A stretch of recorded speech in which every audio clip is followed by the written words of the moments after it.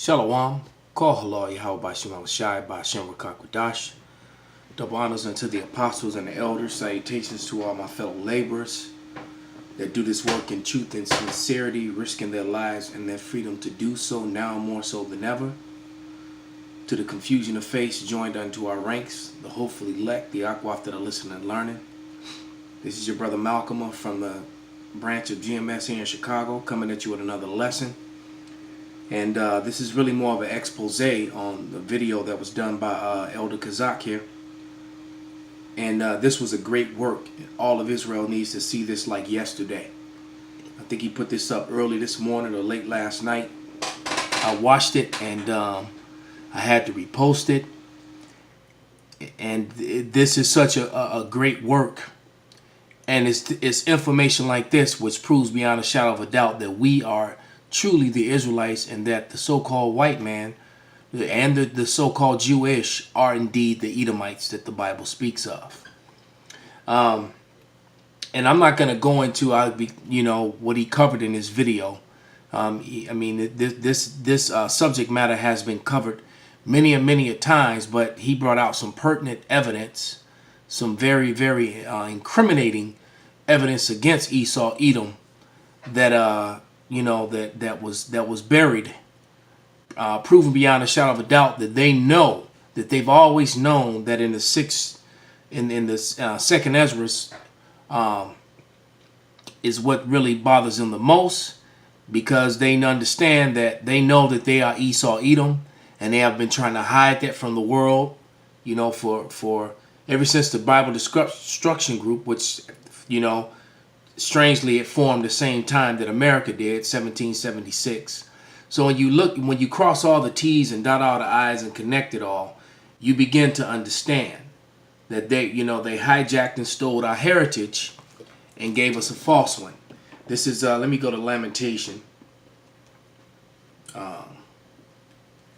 Because it tells you in that Lamentation that, the heritage of the Israelites was someone else was going to have it. And then it also tells you that the Idumeans, they know that they're the Idumeans, that the Idumeans are indeed the Edomites. And that those same said Idumeans would appoint the land of Israel and that heritage of Israel to themselves. And why am I having a hard time finding this chapter right here? What was I looking for? Oh yeah, Lamentation. Salakia, let me find that, because this is a complete and total impromptu. This video has just been on my mind all day long ever since I watched it, but and I know I wanted to do something, so here it is. This is Lamentation 5 and 2, and it reads, "Our inheritance is turned to strangers, our houses to aliens." All right, so the heritage of Israel got turned to strangers. So that means that the people who are going to be claiming to be the Israelites in the latter days will be found out not to be, and that the real Israelites would wake up to the fact that they were the Israelites and start claiming their heritage. And that proves that the people, Benjamin Netan, not a Jew, he and his people, there's no way they don't fit the prophecies, man. And we know their real history. All right, they know their real history, and now it's been unearthed. This internet has been their downfall. Their downfall for everything that was done great to benefit America and Edomites and whatever. It's all undone with the evidence with the evidence being presented that they're not the people of the book, man. It's all been to that saying. I think it was one of the Rockefellers said that the internet was the biggest mistake that they ever made. Should have never been invented. This is Ezekiel 36 and 5, and it reads, "Therefore thus saith Yahweh power, surely in the fire of my jealousy have I spoken against the residue of the heathen and against all Idumea, which have appointed my land into their possession with the joy of all their heart, with despiteful minds to cast it out for a prey." And we were casted out for a prey. Okay? And all that information is in the Apocrypha. Okay? Including going back when the Idumeans converted, were forced converted to, matter of fact, I have in my possession History of the Jews by Hendrik Gratz. Here it is. Okay. And from the reign of Hyrcanus, who was a Levite, one of the Hyrcanus was one of the Maccabees, all right, to the compilation of the Talmud. Okay, so it's telling you that just that time frame is letting you know that what we've been saying is right all along.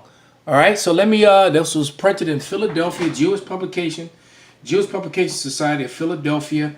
Here we go. Copyright 1893. Jewish Publication Society of America. Okay? And I'm just going to read through, I'm going to put to the lens of the camera some of the information, what it talks about, all right? Which lines up with damn near every video that I've ever done, and I've probably done hundreds on this topic, all right? But here's chapter 1, what it breaks down to. The crowning point of period of war with Antiochus, Sidites, siege of Jerusalem, treaty, peace, the Parthians, war, Hyrcanus joins Antiochus, successful campaigns of Hyrcanus against the Samaritans and Idumeans. Remember, there were the people in the Israelites were no longer in Samaria. There were a bunch of heathens, you know, a lot of Hamites and Cushites and other. That's why you got Ethiopian Jews today. All right, and Idumeans, okay? The Idumeans forced to embrace Judaism. Destruction of the Samaritan temple of Gerizim, of the capital of Samaria, internal affairs, parties, Pharisees, Sadducees, and their rise and constitution, their doctrines, and the related and of one another, the Sanhedrin strained relation between Hyrcanus and the Pharisees, the death of Hyrcanus. And the death of Hyrcanus is recorded in the Apocrypha. Okay? And that's just chapter 1. There's so much information in here. Let me see. Which one can I...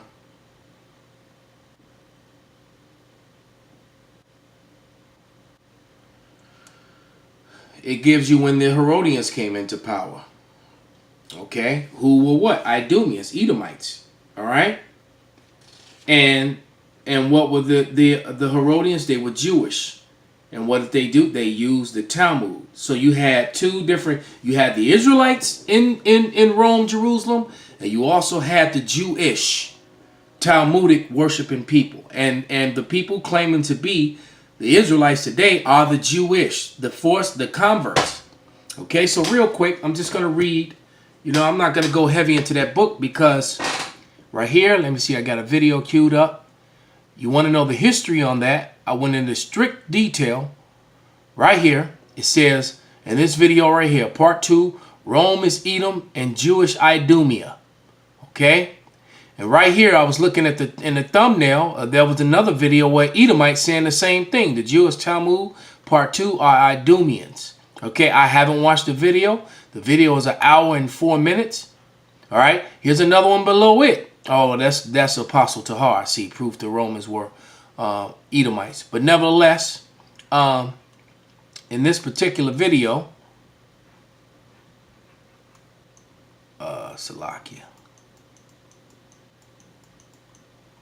Right. Right. Rome is Jewish Idumea. And that's over a year ago. Okay? So, and I go heavy into the details and some of the information that was read in this book and a lot of the history of the different generals and things that the Maccabees were fighting, etc., etc. But I'm going to read this passage, all right, from out of the Apocrypha. This is 1 Maccabees chapter 16, the death of Hyrcanus. But it also has in chapter 15, it's talking about that you know when Tryphon was defeated by Hyrcanus. Okay, because Tryphon killed Antiochus. So these Edomites were warring with each other, you know. But anyway, this is First Maccabees chapter 16, and I'm going to start at 11. All right, and read down to 19, and it says, "Moreover, in the plain of Jericho was Ptolemus the son of Arubis made captain, and had abundance of silver and gold, for he was the high priest's son-in-law." All right, so he was married to the daughter of John Hyrcanus, one of the Maccabees' daughters. All right, wherefore his heart was lifted up. He thought that to get the country to himself. Of course, that's what, you know, and they were even marrying Edomites. Come on, man.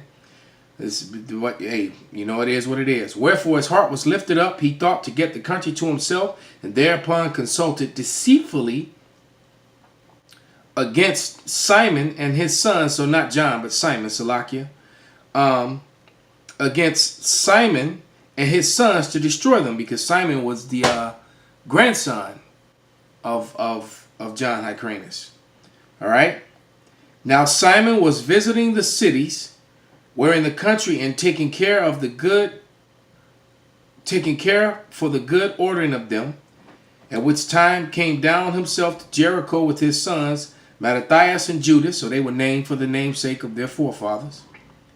All right, in the 117th year, in the 11th month, called Sabbat, were the son of Ababus receiving them deceitfully in a little hole called Dachis, where he built and made them a great banquet, howbeit he had hid men there.